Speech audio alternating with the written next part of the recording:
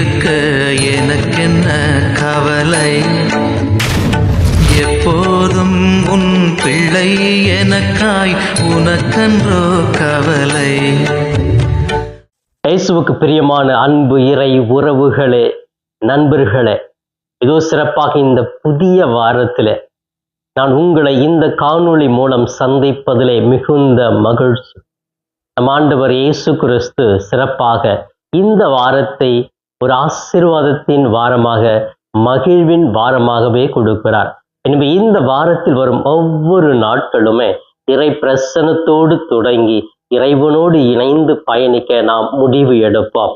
எப்பொழுதும் இந்த வாரம் முழுவதுமே முகமலர்ச்சியோடு, மகிழ்ச்சியோடு, நல்ல எண்ணங்களோடு, நல்ல பண்புகளோடு வாழ முயற்சி எடுப்போம்.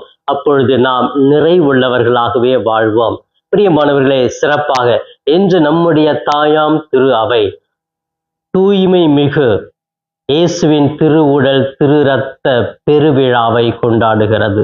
பிரியமானவர்களே, சென்ற வாரம் மூவொரு கடவுளினுடைய பெருவிழாவை கொண்டாடினோம். இந்த வாரம் தூய்மை மிகு இயேசுவின் திருவுடல் திரு இரத்த பெருவிழா. பிரியமானவர்களே, இன்று நம்முடைய தாயாம் திரு அவை கொடுத்திருக்கிற அனைத்து வாசகங்களும் திருப்பாடலும் இதை பற்றியே மைய கருத்தாக வைத்திருக்கிறது. உணவு ஒவ்வொரு மனித வாழ்க்கையிலும் முக்கியம். அதைத்தான் சிறப்பாக இன்றைய நற்செய்தி, லூக்காஸ் நற்செய்தி 9ஆம் அதிகாரத்தில் இயேசு கிறிஸ்து தன்னை நாடி வந்தவர்கள், தன்னுடைய வார்த்தைகளை கேட்க வந்தவர்கள் பசியில் இருக்கும் பொழுது அவர்களுக்கு உணவு தேவை என்பதை உணர்கிறார், உணவை கொடுக்கிறார். பிரியமானவர்களே, மனித வாழ்க்கையிலே உணவு ஒரு மையமான பகுதியாக இருக்கிறது. உணவு இல்லை என்றால் மனிதர்களால் வாழ முடியாது. சாப்பிடல அப்படின்னு சொன்னா அவர்கள் நல்லா சிந்திக்க முடியாது. சாப்பிடல, பசியா இருக்கிறாங்க அப்படின்னு சொன்னா நல்ல உடல் ஆரோக்கியம் கிடைக்காது. இப்படி இந்த உடலை பராமரிப்பதற்கு, மகிழ்வாக வாழ்வதற்கு மனிதனுக்கு உணவு மிக மிக முக்கியம். எனவேதான் இயேசு கிறிஸ்து தன்னை வேறு ஏதாவது சொல்லி நான் இப்படி இருக்கிறேன் என்று சொல்லாமல், நான் உங்களுக்கு உணவாக இருக்கிறேன், உணவாகவே என்னை கொடுக்கிறேன், என்னுடைய சதையை உண்ணுங்கள், என்னுடைய இரத்தத்தை குடியுங்கள் என்று இயேசு கிறிஸ்து அந்த சொன்ன வார்த்தை இன்று திரு அவையால் ஒரு பெரிய விழாவாகவே கொண்டாடப்படுகிறது. அதுதான் தூய்மை மிகு இயேசுவின் திருவுடல் திரு இரத்த பெருவிழா. பிரியமானவர்களே, இந்த விழா நமக்கு கொடுக்கிற உன்னதமான செய்தி என்னவென்றால், நற்கருணை, இறைமகன் இயேசு கிறிஸ்துவின் உண்மையான பிரசன்னம் இருக்கிறது என்று சொல்லுகிறது. நற்கருணை ஆண்டவர் இயேசு உண்மையாகவே இருக்கிறாருங்க. அவருடைய பிரசன்னம் இருக்கிறது. நம்ம நினைக்கலாம், ஏதோ ஒரு சின்னதா அப்பம் வெள்ளையா இருக்குது, ஏதோ ஒரு ரசம் திராட்சை ரசம் மாதிரி தொட்டு கொடுக்குறாங்க. இல்லை பிரியமானவர்களே, இது உண்மையாவே இருக்குது. அது உண்மையான இயேசுவினுடைய திருவுடல் திரு ரத்தம் என்பதற்கு பல்வேறு சான்றுகள் இருக்கிறார். அதில் இயேசு கிறிஸ்து உண்மையாக பிரசன்னமாக இருக்கிறார், நமது பிரசன்னம் அதில் இருக்கிறது என்று மக்கள் உணர்கிறார்கள். அதற்கு பல்வேறு சான்றுகள், வரலாற்று சான்றுகள் இன்றும் இருக்கிறது. பிரியமானவர்களே, ஒரு சிறிய நிகழ்வு நம்ம எல்லாருக்குமே தெரிந்ததுதான். லான்சியானோவில ஒரு குருவானவர், புதிய குருவானவர், என்ன இந்த நற்கருணையை நான் தூக்கி தூக்கி காட்டுறேன், இயேசுவின் உடல் ரத்தம் சொல்றேன், உண்மையாவே ஒருவேளை இதுல இயேசுவினுடைய சதை இருக்குமா, ரத்தம் இருக்குமா அப்படிங்கிற சந்தேகம் இந்த குருவானவருக்கே வந்தது. எனவே அந்த லான்சியானோவில் ஒரு நாள் திருப்பலி நிறைவேற்றுகிறாரு. அப்ப நிறைவேற்றும் பொழுது, இது என் உடல், இதை நினைவாக செய்யுங்கள் என்று தூக்கி காட்டும் பொழுது, அப்படியே அவர் கையில் இருந்த அந்த வெள்ளை நிற அப்பமானது அப்படியே இயேசுவின் சதையாக மாறியது. அது குடிச்சிட்டு இருக்கும்போது அப்படியே சதை உருவானதுங்க. அப்படியே தப்புன்னு கீழே போட்டுட்டு ஆண்டவரே என்னை மன்னிச்சிடு அப்படின்னு சொல்றாரு. மக்கள்லாம் வியப்பா பாக்குறாங்க, என்ன ஆச்சு இந்த சாமியாருக்கு, ஏன் திடீர்னு ஆண்டவரே மன்னிச்சுன்னு சொல்றாரு, முட்டி போடுறாரு அப்படின்னு சொல்லிட்டு வியப்ப பாக்குறாங்க. மீண்டுமாக ரசத்தை எடுக்கிறாரு. இது என் ரத்தம் என்று தூக்கி காண்பித்து வைத்துட்டு கீழே பார்க்கிறாரு. அது அப்படியே உண்மையான ரத்தமாக, அந்த வைன் ரத்தமாக மாறியது. ஆண்டவரே என்னை மன்னிச்சு, நான் சந்தேகத்துல இது மாதிரி சொல்லிட்டேன் அப்படின்னு சொல்லிட்டு முழந்தால் படிக்கிட்டு அப்படியே மன்னிப்பு கேட்கிறாரு. அப்புறம் மக்கள்லாம் கூப்பிடுறாரு, வாங்க வாங்க பாருங்க, ஒரு பெரிய அதிசயம் நடந்து விட்டது, இந்த அப்பத்திலும் ரசத்திலும் இயேசுவின் உடலும் ரத்தம் உண்மையாகவே இருக்கிறது அப்படின்னு காமிக்கிறாரு. அதை அப்படியே கண்ணாடி குடுவையில வைக்கிறாங்க. பல ஆண்டுகள் இருக்கிறது. ரோமாபுரிக்கு கொண்டு போறாங்க. ரோம் நகரத்திலே திருத்தந்தை அது உண்மையாவே என்ன எப்படிப்பட்ட சதை, வேற என்ன இந்த காலகட்டத்தில், அந்த காலத்துல வந்து படிக்கல உடனே நம்பிட்டாங்க. இந்த காலத்துல அறிவியல் இருக்கிறது, ஆராய்ச்சிகள் இருக்கிறது, அதை ஆராய்ச்சி செய்ய வேண்டும் என்று வேர்ல்டு ஹெல்த் ஆர்கனைசேஷனை கூப்பிடுறாங்க. அதுல வந்து இந்த வேர்ல்டு ஹெல்த் ஆர்கனைசேஷன் எல்லா நாட்டில இருந்தும் ஒரு மருத்துவர் இருப்பார். அவங்க எல்லாமே அதை கூடி ஒண்ணா சேர்ந்து ஆராய்ச்சி பண்ணுவாங்க. ஒவ்வொன்றா ஆராய்ச்சி பண்றாங்க, பண்ணிட்டு ரிப்போர்ட் கொடுக்குறாங்க. அதுல சொல்லப்பட்டிருக்கிறது, இது சாதாரண சதை இல்லை, ஒரு மனிதனுடைய இதயத்திலிருந்து எடுக்கப்பட்ட ஒரு சதை அப்படிங்கிறார். இரண்டாவது, இந்த சதையில வாழ்வதற்கு எல்லா மினரல்ஸ், விட்டமின்ஸ் எல்லாமே இருக்கிறது அப்படின்னு சொல்றாரு. அதே போன்று இந்த சதை உயிரோடு தான், உயிரோட்டமாகத்தான் இருக்கிறது என்ற ஒரு கருத்தை அந்த வேர்ல்டு ஹெல்த் ஆர்கனைசேஷன் டாக்டர்ஸ்லாம் சொன்னாங்க. அதே போல இந்த ரத்தத்தை டெஸ்ட் பண்ணி பார்க்குறாங்க. இது மனிதனுடைய ரத்தம், ABC என்று ஒரு 3 குரூப்பை சார்ந்த ஒரு ரத்தம் என்று அவர்கள் அறிக்கையிடுகிறார். இது எல்லாமே பார்க்கிற பொழுது இயேசுவினுடைய கல்லறையில மூடப்பட்டிருந்த துணியை, அவருடைய ரத்தத்தை டெஸ்ட் பண்ணியிருக்கிறாங்க. ABC ரத்தம் அதுல இருந்தது. அதே தான் இந்த மருத்துவர்களுமே அந்த ரிப்போர்ட்ல சொல்றாங்க. அன்னிலிருந்து இன்னைக்கு வர ஏறக்குரிய 800 ஆண்டுகளுக்கு மேல் ஆய்விட்டது. அந்த லான்சியானாவில் நடந்த அந்த புதுமை இன்னைக்குமே அந்த லான்சியானாவில் ஒரு குடுவையில் வைத்திருக்கிறார்கள். இயேசுவின் உடல் ரத்தம், அது உண்மையான பிரசன்னமாகவே இருக்கிறது. பிரியமான, இப்படி எத்தனையோ வரலாற்று உண்மைகள் இருக்கிறது. இன்னைக்கு கூட தமிழ்நாட்டில் நிறைய பேர் நற்கருணை வாங்கும் பொழுது அது நாக்கிலே பட்ட உடனே இயேசுவின் அப்படியே சதையாக மாறுகிறது, ரத்தமாக அப்படியே நாக்கிலிருந்து வழிகிறது. அந்த அளவுக்கு இயேசுவினுடைய பிரசன்னம் உண்மையாக இருக்கிறது. இன்னைக்கு எல்லா பங்குகளிலுமே நற்கருணை ஆலயங்கள் தனியாக இருக்கிறது. போய் நிறைய உட்கார்ந்து ஜெபிக்கிறாங்க. அந்த நற்கருணையத்தில் ஜெபித்த ஜெபங்கள் கேட்கப்படுகிறது. அந்த நற்கருணையின் மூலமாகத்தான் இன்னைக்கு எத்தனையோ ஆயிரக்கணக்கான புனிதர்களாக இருக்கிறார்கள். ஏன்னா அந்த பிரசன்னத்துல இயேசு உண்மையாகவே இருக்கிறார். அவரை நான் சந்திக்கிறேன், அவரோடு உரையாடல் ஏற்படுத்துகிறேன் என்று சொல்லி எல்லாருமே நற்கருணையை ஏற்றுக்கொண்டதுனால இன்னைக்கு அவர்கள் எல்லாமே புனிதர்களாக இருக்கிறார்கள். பிரியமானவர்களே, முதலிலே நற்கருணை, அந்த நற்கருணை இயேசுடைய உண்மையான பிரசன்னம் இருக்கிறது என்று இந்த விழா நமக்கு நினைவுபடுத்துகிறது. இரண்டாவது, இந்த நற்கருணை நமது ஆன்மாவை தூய்மையாக்குகிறது, புதுப்பிக்கிறது என்று சொல்லுகிறார்கள். நம்ம ஒவ்வொரு நாளும் திருப்பலியில நற்கருணை வாங்குகிறோம், ஒவ்வொரு வாரமும் நற்கருணையை உட்கொள்ளுகிறோம், ஒவ்வொரு மாதம் நம்ம எப்பெல்லாம் ஆலயத்துக்கு செல்லுகிறோமோ அப்பொழுது நற்கருணை உட்கொள்கிறோம் இல்லையா? அது போயிட்டு நமக்கு அப்படியே ஆரோக்கியத்தை தருது, உடல் வலிமையை தருதா அப்படின்னு நம்ம பார்க்கலாம். நான் 2 கிலோ ஏறிட்டேன் நற்கருணை சாப்பிட்டு அப்படின்னு யாருன்னா சொல்ல முடியுமா? இல்லை. இது நம்முடைய ஆன்மாவுக்கு ஒரு வலிமை கொடுக்கிறது, ஒரு சக்தி கொடுக்கிறது என்று சொல்லுகிறார்கள். ஆம் பிரியமானவர்களே, ஒருவேளை இது நம்முடைய உடலுக்கு கூட சக்தியை கொடுக்கலாம். நம்ம ரொம்ப வலிமை இழந்தவர்களாக இருக்கலாம், நம்ம ரொம்பவுமே வீக்கா இருக்கலாம் இல்லையா? அந்த மாதிரி ஒரு சூழ்நிலையில கூட நம்முடைய உடலுக்கு வலிமை கொடுப்பதாக நற்கருணை அமைந்திருக்கிறது. அதை விட சிறப்பாக நம்முடைய ஆன்மா, அந்த ஆன்மீக தாகம் என்று சொல்லுகிறோமோ, ஆன்மீகத்தை தூய்மையாக்க, ஆன்மாவை தூய்மையாக்க புதுப்பிக்கிற ஒரு நிகழ்வு இந்த நற்கருணை உள் வருவதனால் நடக்கிறது என்று சொல்லுகிறார்கள். எனவே இந்த நற்கருணை சாதாரண நற்கருணை அல்ல, நம்முடைய ஆன்மாவை புதுப்பிக்கின்ற, தூய்மையாக்குகிற ஒரு பெரிய சக்தி உள்ள உணவாக இருக்கிறது. மூன்றாவதாக, இந்த நற்கருணை நம் ஒவ்வொருவரையும் ஓர் உடலாக வாழ அழைக்கிறது என்று சொல்லுகிறார்கள். பிரியமானவர்களே, நற்கருணை கம்யூனியன் அப்படின்னு ஆங்கிலத்தில் இருக்குது இல்லையா? Come as union.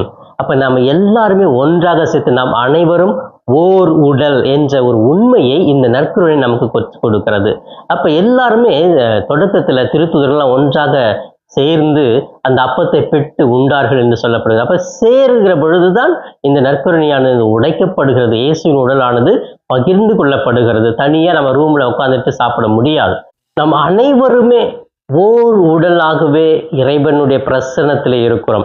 இந்த நற்கருணையை உட்கொள்கிற ஒவ்வொருவருமே, எல்லாரும் வித்தியாசமான உடல் அல்ல, நம் அனைவரும் ஓர் உடலாகவே இருக்கும். ஏன்னா ஓர் இறைவனை, ஒரே கடவுளை, அந்த நற்கருணை ஆண்டவரை உட்கொள்கிற நம் அனைவருமே ஒன்றாக, ஒரே குடும்பமாக, ஒரே உறவாக இருக்கிறோம் என்ற ஒரு உண்மையை இந்த நற்கருணை நமக்கு கற்றுக் கொடுக்கிறது. எனவே பிரியமானவர்களே, இந்த தூய்மை மிகு இயேசுவின் திருவுடல் திரு ரத்த பெருவிழாவை கொண்டாடுகிற நாம் அனைவரும் இந்த 3 முக்கியமான கருத்துக்களை உள்வாங்கி சிந்தித்து அதன்படி நம்ம மகிழ்ச்சியோடு வாழ வேண்டும்.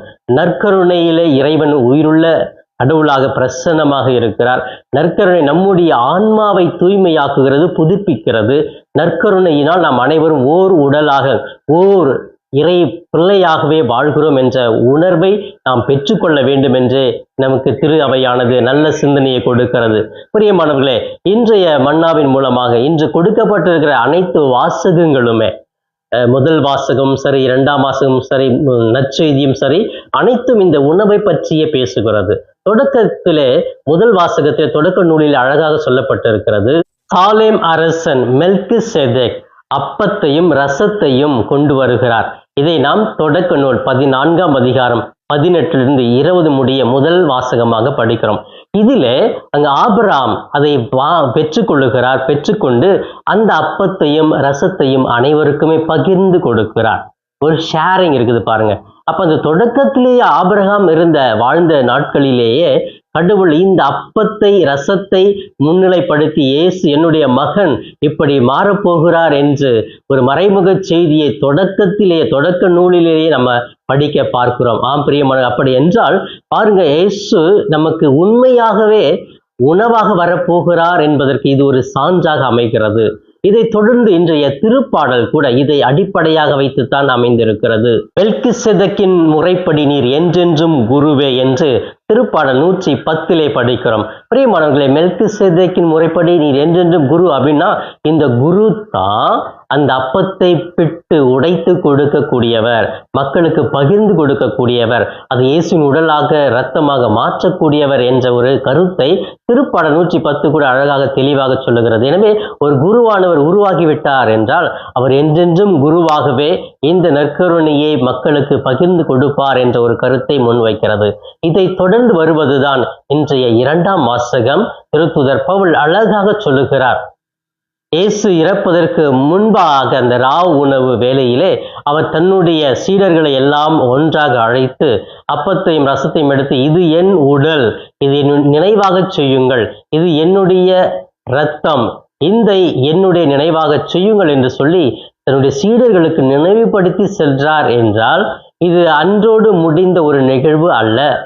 இது என்னுடைய உடல், வாங்கி சாப்பிடுங்க அப்படின்னு சொல்லிட்டு கொடுத்துட்டு போயிருந்தா அன்னைக்கு முடிஞ்சிருக்கும். ஆனா இதை என் நினைவாக செய்யுங்கள் அப்படின்னா ஒவ்வொரு நாளுமே நீங்கள் அதை கொண்டாட வேண்டும், நினைவுபடுத்தி பார்க்க வேண்டும் என்று சொல்லி குருத்துவத்தை சீடர்களுக்கு கொடுத்து சென்றதாக பவுல் கூட இன்றைய 2ஆம் வாசகத்திலே அழகாக சொல்லுகிறார். இதை தொடர்ந்து தான் இன்றைய நற்செய்தி நாம் படிக்கிறோம். இயேசு கிறிஸ்து அன்று மக்கள் அனைவரும் இயேசுவை சூழ்ந்து மணிக்கணக்கா அவர் பேசின போதனைகளை கேட்டுக்கிட்டே இருக்கிறாங்க.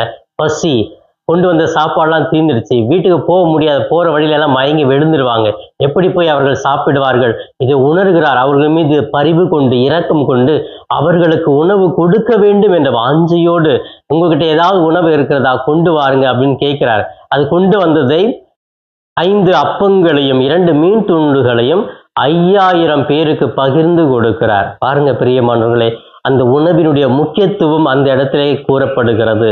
இயேசு உணவாகவே வருவதற்கு இது ஒரு சான்றாக இருக்கிறது. எனவே மக்கள் அனைவரும் நல்லா உண்ணணும் அப்படின்னு சொன்னா நான் என்னையே அவர்களுக்கு உணவாக கொடுக்கிற பொழுது, உணவு தாங்க, நம்ம எல்லா வேலையும் ஒரு சில நேரங்களில் மறந்துடுவோம். ஆனா உணவு சாப்பிடல அப்படின்னா வயிறு பசிக்கும் இல்லையா, உடனே அதை மறக்க முடியாது. அப்ப அந்த உணவு நமக்கு தேவை, சாப்பாடு தான் முக்கியம் இல்லையா. அந்த மனிதன் உடல் உறுப்புகள் எல்லாம் செயல்படுவதற்கு உணவு தேவை. அதைத்தான் எல்லா விட்டமின்ஸ்லாம் இருக்குது. அப்படிப்பட்ட அந்த உணவாகவே இயேசு வருகிறார் என்பதற்கு இந்த இயேசுவினுடைய பெரிய புதுமையானது ஒரு பெரிய சான்றாக அமைகிறது. இதைத்தான் நாம் லூகாஸ் நற்செய்தி 9ஆம் அதிகாரம் 11 17 முடிய பகுதிகளிலே தெளிவாக படிக்கிறோம். பிரியமானவர்களே, இன்று தூய்மை மிகு இயேசுவின் திரு உடல் திரு இரத்த பெருவிழா. நற்கருணை நமக்கு ஒரு பெரிய பொக்கிஷமாகவே திரு அவை கொடுத்திருக்கிறது. இந்த நற்கருணை தான் நம்மை ஒன்றாக இணைக்கிறது. ஓர் கிறிஸ்தவம் என்ற கிறிஸ்தவர்கள், கத்தோலிக்கர்கள், திரு அவையின் மக்கள் என்ற உணர்வை கூட கொடுக்கிறது. இந்த நற்கருணை தான் நம்முடைய ஆன்மீக வாழ்வை, ஆன்மாவை புதுப்பிக்கிறது, தூய்மையாக்குகிறது என்பதை உணர்ந்தவர்களாக ஒவ்வொரு நாளுமே நற்கருணை முன்பாக அமர்ந்து ஜெபிக்க, இந்த நற்கருணையை உட்கொள்ள, இந்த நற்கருணை மூலமாக நாம் இறைவனோடு இணைய நாம் ஒவ்வொரு நாளுமே ஆயத்தமாக இருக்க வேண்டும். எனவே இந்த நற்கருணை இன்னைக்கு ஏதோ ஒரு பேஷன் போல நற்கருணை வாங்கும்போது கூட ஆமேன்னு சொல்றது கிடையாது. அப்படியே கையை நீட்டுறது, எங்கேயோ நீட்டி இந்த கையில பார்த்தீங்கன்னா ஜோமாலை, கர்ச்சிப்பு, எல்லா மணி பர்ஸு, இதுலேயே செல்போன் எல்லாம் இருக்கும். அந்த நுனியில அப்படியே கேட்டு வாங்குவாங்க. அப்படி அந்த அளவுக்கு நற்கருணையின் மீது உள்ள ஒரு பக்தி முயற்சி குறைந்து வருகிறது. பிரியமானவர்களே, நற்கருணை இயேசு உண்மையாகவே பிரசன்னமாக இருக்கிறார் என்று நினைவுபடுத்துகிறது. உயிருள்ள தேவனை நம்முள் கலப்பதற்கு நாம் எவ்வளவு ஆயத்தமாக இருக்க வேண்டும், எவ்வளவு பெருமை கொள்ள வேண்டும்.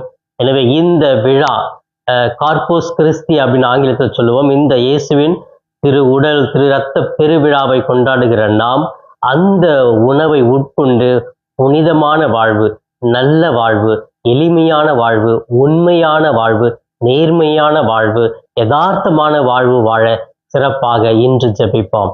கண்களை மூடி இந்த வாரத்தையும் இந்த நாளையும் ஒப்பு கொடுத்து ஜெபிக்கலாமே. எங்களை நேசிக்க எங்கள் தாயும் தந்தையுமான இறைவா, உம்மை போற்றுகிறோம், வாழ்த்துகிறோம், நன்றி கூறுகிறோம். அன்பு தெய்வமே, உமது உடலையும் இரத்தத்தையும் எங்களுக்கு உணவாக பானமாக கொடுத்த இந்த விழாவை இன்று கொண்டாடுகிற நாங்கள் எங்களுக்கு நீர் கொடுத்த மிகப்பெரிய பொக்கிஷம். எங்களுடைய உண்மையான நம்பிக்கை இதுதான். எனவே நீர் எங்களுக்கு ஒவ்வொரு நாளும் உணவாகவே எங்கள் உள்ளத்தில் கலக்கிறீர், எங்களை தூய்மையாக்குகிறீர், எங்களை ஓர் குடும்பமாக மாற்றுகிறீர். அதற்காக நன்றி கூறுகிறோம். சிறப்பாக இந்த வாரத்தின் முதல் நாளையும் பாதம் ஒப்பு கொடுத்து ஜெபிக்கிறோம். திருப்பலியின் மூலமாக, நற்கருணையின் பிரசன்னத்தின் மூலமாக, இந்த விழாவின் கொண்டாட்டத்தின் மூலமாக இந்த வாரம் முழுவதுமே ஒரு பெரிய ஆசீர்வாதத்தின் வாரமாக அமையட்டும். அன்பு தெய்வமே, உமது பிள்ளைகள், கணவன், மனைவி, பிள்ளைகள், பெற்றோர், உறவினர்கள், நண்பர்கள் அனைவரையுமே ஆசீர்வதியும். சிறப்பாக இன்றைய மன்னா என்ற இந்த நிகழ்ச்சியை பார்த்து ஜெபித்து கொண்டிருக்கிற ஒவ்வொரு பிள்ளைகளுக்கும் நல்ல உடல் உள்ள ஆரோக்கியத்தை கொடுத்திடும். இந்த வாரம் முழுவதும் இவர்கள் எடுக்கிற ஒவ்வொரு செயல்களும், நினைக்கிற காரியங்கள் தடைப்படாமல் இருக்க அதில் வெற்றியை காண கிருபை செய்வீராக. இன்னும் படிக்கிற பிள்ளைகளுக்கு ஞானத்தையும் அறிவையும் கொடுத்திடலும். பல்வேறு பிரச்சனைகள், பல்வேறு உடல் வியாதிகளிலே கஷ்டப்படுகிறவர்களுக்கு வியாதியிலிருந்து விடுதலை கொடும், பிரச்சனையிலிருந்து மீட்டருளும் ஆண்டவரே. அன்பு தெய்வமே, இன்னும் ஆண்டவரே, பல்வேறு பிரச்சனைகள், வேலை செய்ய முடியவில்லை, நல்ல வேலை வாய்ப்பு இல்லை, வறுமையில் இருக்கிறோம், கடன் பிரச்சனை, இன்னும் அண்ணன் தம்பிக்குள் உறவுகளுக்குள் பெரிய சண்டை பிரச்சனை, பல்வேறு கேஸுகள் கோர்ட்ல இருக்குது அப்படின்னு சொல்லி எல்லா பிரச்சனையும் கண்ணீரோடு ஜெபித்து கொண்டு இருக்கிற ஒவ்வொருவருக்கும் விடுதலை கொடுப்பீராக. அவர்கள் கண்ணீரை துடைப்பீராக, மனதில் நிம்மதியை கொடுப்பீராக. இவையெல்லாம் எங்கள் ஆண்டவரும் மீட்பெருமான என் இயேசுவின் இணையற்ற நாமத்தில் ஜெபிக்கிறேன், என் ஜீவனுள்ள நல்ல பிதாவே. ஆமேன், ஆமேன். பிரியமானவர்களே, இந்த நாள் இனிய நாளாக, இறை அருளை நிறைவாக பெறும் நாளாக இருக்க வாழ்த்துகிறேன். உங்கள் ஒவ்வொருவருக்காக என்னுடைய தனிப்பட்ட ஜெபத்திலும் திருப்பலியிலும் சிறப்பாக ஜெபிக்கிறேன். இயேசுவுக்கே புகழ், மரியே வாழ்க.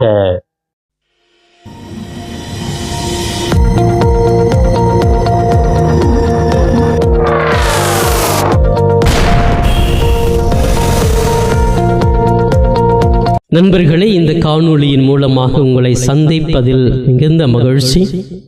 இந்த காணொளியை முழுமையாக பார்த்த உங்களை வாழ்த்துகிறேன்.